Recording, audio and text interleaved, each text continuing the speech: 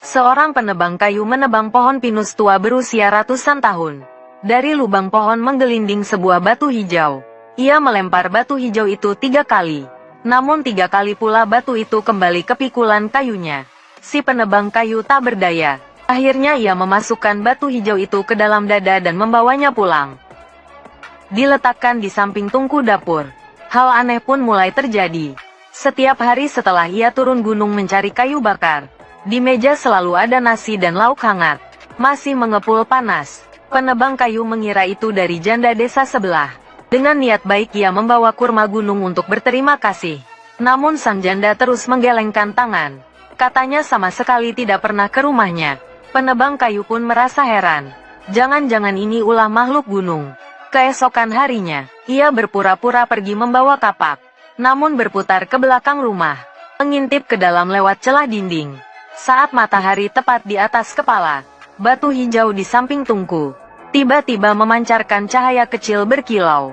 Dari cahaya itu berdiri seorang gadis berbaju hijau, menggulung lengan baju mencuci beras dan menyalakan api. Gerakannya sangat cekatan. Hati penebang kayu berdebar. Ia mendorong pintu dan menerobos masuk. "Siapa kamu? Kenapa memasakkan makanan untukku?" Gadis itu terkejut. Sendok penggorengan di tangannya jatuh ke tanah. Wajahnya merah seperti buah persik liar di gunung. "Aku adalah roh batu hijau Zuling. Terima kasih karena tidak membuangku di gunung tandus. Aku ingin membalas kebaikanmu." Penebang kayu mendengarnya. Hatinya pun dipenuhi rasa senang. Namun juga sedikit khawatir. "Rumahku miskin tak punya apa-apa. Tak ada yang bisa kuberikan padamu." Gadis itu memungut spatula, sambil tersenyum berkata, "Aku tak butuh apa-apa. Aku hanya ingin tempat berpijak, menjalani hari bersamamu." Penebang kayu mengangguk setuju. Sejak itu mereka hidup bersama. Gadis itu tak hanya memasak, ia juga pandai menganyam keranjang bambu. Anyamannya halus dan rapi. Orang-orang di pasar berebut membeli. Hidup penebang kayu pun perlahan membaik. Suatu hari, penebang kayu pergi ke kota menjual keranjang. Saat melewati kuil Cheng Huang, ia melihat seorang pendeta tua buta jongkok di depan pintu. Pendeta itu tiba-tiba menarik ujung bajunya. "Tubuhmu mengandung aura spiritual. Itu aura Zuling. Dia jelmaan batu penjaga Dewa Gunung. Dewa Gunung mencarinya sampai hampir gila.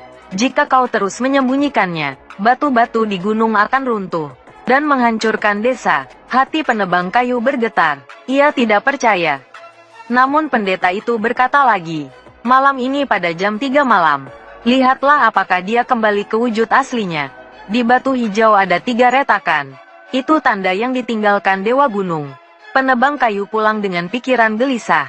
Malam itu ia benar-benar tak tidur nyenyak. Saat jam 3 malam, ia diam-diam bangun, meraba ke arah tungku. Di bawah cahaya bulan, batu hijau terbaring diam. Di atasnya memang ada 3 retakan tipis. Hati penebang kayu bercampur aduk. Ia tak tega meninggalkan gadis itu, namun lebih takut batu runtuh dan menimpa warga desa. Pagi keesokan harinya, gadis itu membawa bubur. Namun wajah penebang kayu dingin. "Pergilah, aku tak bisa menahanmu lagi." Tangan gadis itu bergetar. Mangkuk bubur terguncang hingga tumpah setengah. "Apakah aku melakukan kesalahan? Katakan, aku akan memperbaikinya." Penebang kayu memalingkan wajah. "Kamu adalah Zuling. Dewa Gunung sedang mencarimu. Desa ini bisa tertimpa bencana." Mata gadis itu memerah. Namun ia tidak membantah. Ia hanya berkata, "Aku bisa pergi. Tapi kamu harus berjanji satu hal. Jangan menebang kayu di hutan pinus hitam belakang gunung. Di sana ada perangkap." Penebang kayu tidak menjawab. Gadis itu menghela napas, berubah menjadi cahaya hijau, masuk ke dalam batu hijau, dan tak pernah keluar lagi. Penebang kayu duduk di samping tungku, menatap rumah yang kosong. Hatinya terasa seperti dilubangi. 3 hari kemudian, J.R. Lai dari desa datang ke rumah. Katanya di hutan pinus hitam belakang gunung ada cemara 1000 tahun. Jika ditebang bisa dijual mahal. Ia menarik penebang kayu untuk ikut. Penebang kayu teringat kata-kata gadis itu. Ia melambaikan tangan menolak. Li Erzi mencibir, mencacinya pengecut, lalu memanggul kapak dan masuk ke gunung sendirian. Sore hari itu, seseorang datang memanggil penebang kayu. Katanya Li Erlai jatuh ke dalam jebakan hutan pinus hitam. Kakinya patah. terjebak di dalam dan tidak bisa keluar. Hati penebang kayu langsung menegang. Ia mengambil tali dan berlari ke gunung. Kabut di hutan pinus hitam sangat tebal. Ia mengikuti suara tangisan ke sana. Benar saja ia melihat Li Erzi terbaring di dalam jebakan. Darah mengalir dari kakinya. Jebakan itu sangat dalam. Keempat sisinya licin oleh batu. Penebang kayu melemparkan tali ke bawah. Baru saja menarik Li Erlai ke atas. Tiba-tiba terdengar suara angin dari atas. Ia mendongak melihat sebuah batu sebesar batu gilingan jatuh ke bawah. Penebang kayu ketakutan setengah mati. Menutup mata menunggu mati. Namun batu itu tidak menghantam. Justru terdengar suara retakan keras. Ia membuka mata dan melihat. Batu itu tertahan oleh cahaya hijau.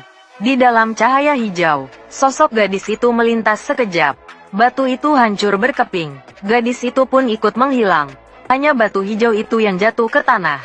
Retakannya bertambah satu. Penebang kayu memeluk batu hijau. Air mata jatuh ke permukaan batu. Saat itu pendeta tua tiba-tiba keluar dari balik pohon. Ia tak lagi terlihat buta. Tatapannya jernih. Aku adalah Dewa Gunung. Tadi aku memang membohongimu. Penebang kayu tertegun. Dewa Gunung menghela napas. Zuling ini sebenarnya adalah batu penyangga gunung. 1000 tahun lalu tersambar petir dan melahirkan roh batu. Aku takut ia terpengaruh kehidupan manusia, lalu kehilangan kemampuan menjaga gunung. Karena itu aku memaksanya kembali. Lalu kenapa kau tetap menolongku? Tanya penebang kayu sambil menahan sesak. Dewa Gunung menunjuk batu hijau. Demi melindungimu, ia mengorbankan 1000 tahun pertapaannya. Gunung pun kehilangan fondasinya. Namun aku tak menyangka, ia rela menghancurkan dirinya sendiri.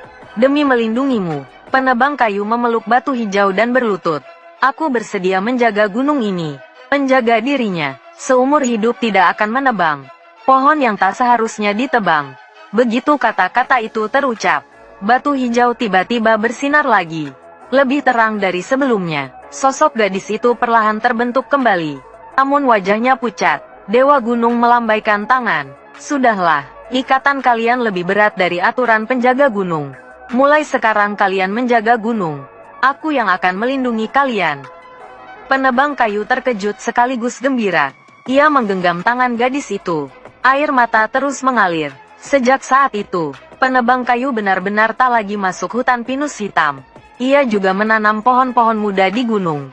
Gadis itu pun tidak pernah pergi lagi. Mereka berdua menjaga gunung hijau. Tangzi hidup dengan tenang dan mantap. Perasaan di dunia ini tak pernah dinilai dari latar belakang keluarga atau status. Ketulusan dibalas dengan ketulusan. Meski terpisah antara dewa dan manusia, terpisah oleh gunung dan lautan, tetap bisa menanti hingga awan tersibak. Saat menghadapi kesulitan, jangan buru-buru memilih menyerah. Tambahkan sedikit keteguhan, maka akan ada sedikit peluang.